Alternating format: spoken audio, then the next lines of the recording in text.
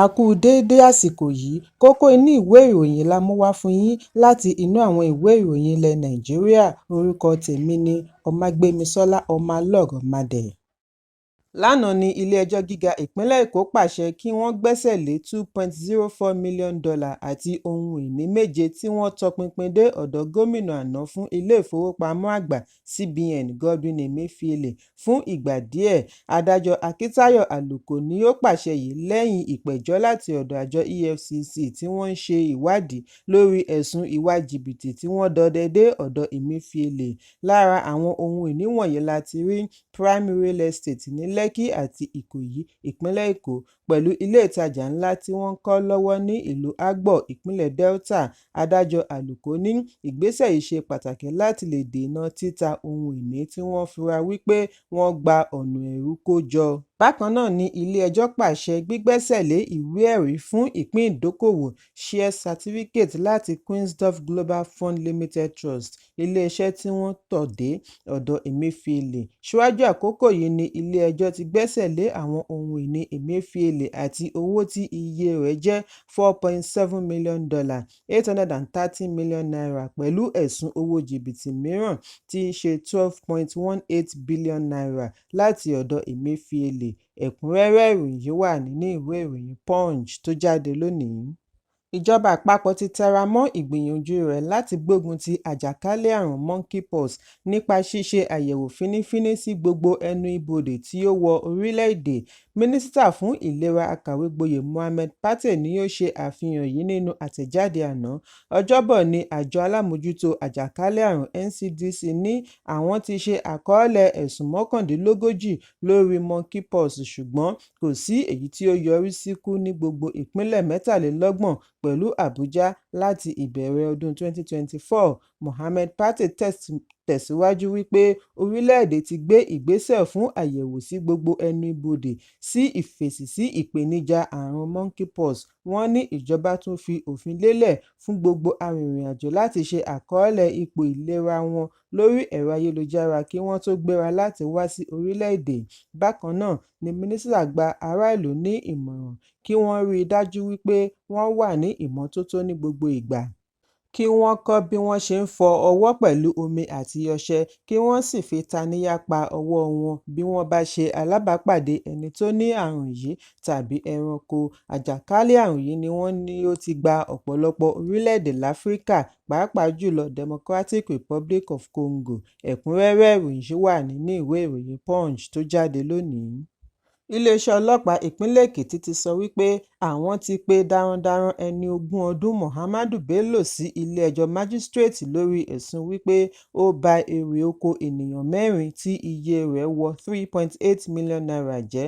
Ọlọ́pàá abánirojọ́ Rìpẹ́tọ̀ Elijah Adéjàre sọ fún ilé-ẹjọ́ lánàá wípé afẹ̀sùnkàn ṣe ẹ̀sùn yìí ní ọjọ́ 10 oṣù kẹjọ ní Ìdó-Ilé, Èkìtì. Adéjàre ní darandaran yìí ba èrè oko tí iye rẹ̀ wọ $300,000 jẹ́ nínú oko ọ̀gbẹ́ni kan tí orúkọ rẹ̀ ń jẹ́ Àwíyẹ Olúṣọlá. Ó ba èrè oko tí iye rẹ̀ wọ $400,000 jẹ́ fún Akínọlá Sunday àti èrè oko Òní Samson tí iye rẹ̀ tó $2.8 million. Àwọn ẹ̀ṣẹ̀ yìí tàpá sí òfin ìjọba ìpínlẹ̀ Èkìtì fún ọdún 2021.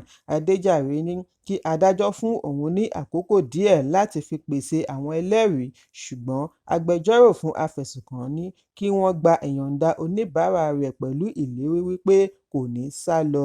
Adájọ́ Májísírèètì Bánkọ́lé Olúwasanmi gba ìyọ̀ǹda afẹ̀sùnkàn pẹ̀lú $80,000 onídùúró kan iye kan náà kí ó tó wá sún ìgbẹ́jọ́ sí ọjọ́ 6 oṣù kẹsàn-án fún ìgbẹ́jọ́ mìíràn.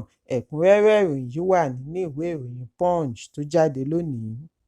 Ènìyàn 22 ni ó ti di olóògbé látàrí ẹ̀kún omi tí ó wáyé káàkiri ìpínlẹ̀ Jigawa. Síwájú àkókò yìí ni ìròyìn jábọ̀ wípé ènìyàn 16 ti di olóògbé bí àwọn 3,834 ṣe di aláìnílélórí látàrí ẹ̀kún omi tí ó wáyé ní ìpínlẹ̀. Ènìyàn 6 mìíràn di olóògbé látàrí ọ̀pọ̀ òjò tí ó mú ilé kan dà wó ní ìjọba ìbílẹ̀ Kirikasama, ìpínlẹ̀ Jigawa. Agbẹnusọ fún ìjọba ìbílẹ̀ Kirikasama Alhaji Musa Muhammad ni ó ṣe àfihàn yìí níbi ìfọ̀rọ̀wánilẹ́nuwò orí ẹ̀rọ ìbánisọ̀rọ̀.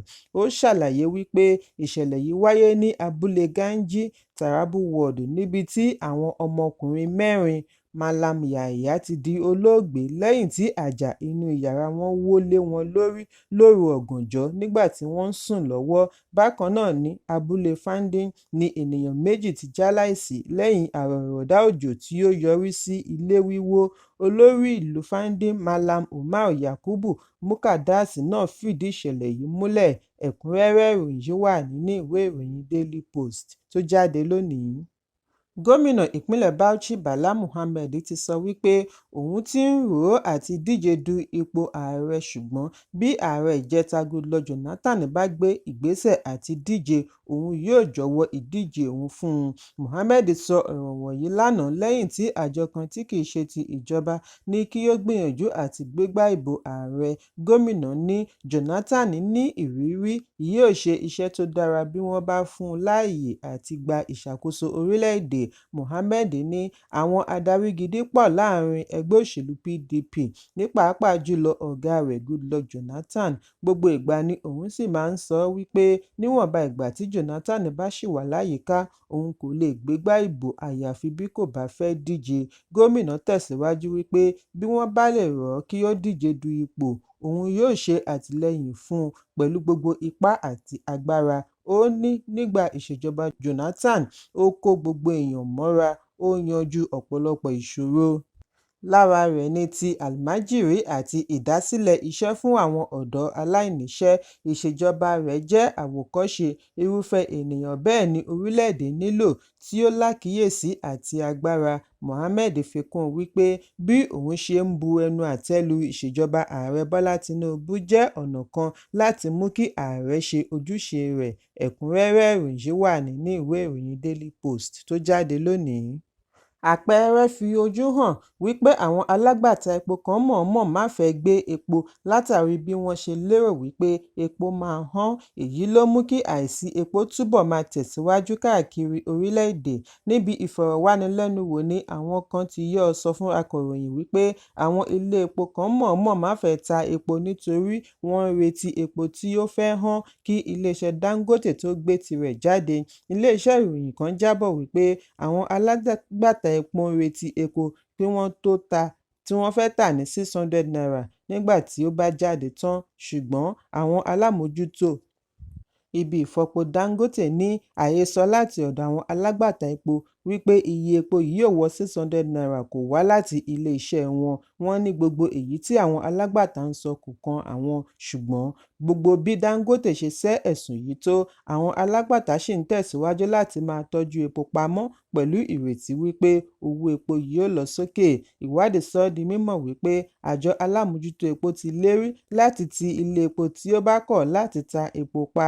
Bẹ́ẹ̀, nígbà tí wọ́n kàn sí alámòójútó ìròyìn fún iléeṣẹ́ NNPCL Olúfẹ́mi Ṣónẹ́yẹ, ó ní ànító àti àníṣẹ́kù wà fún epo bí ó bá jẹ́ ti NNPCL.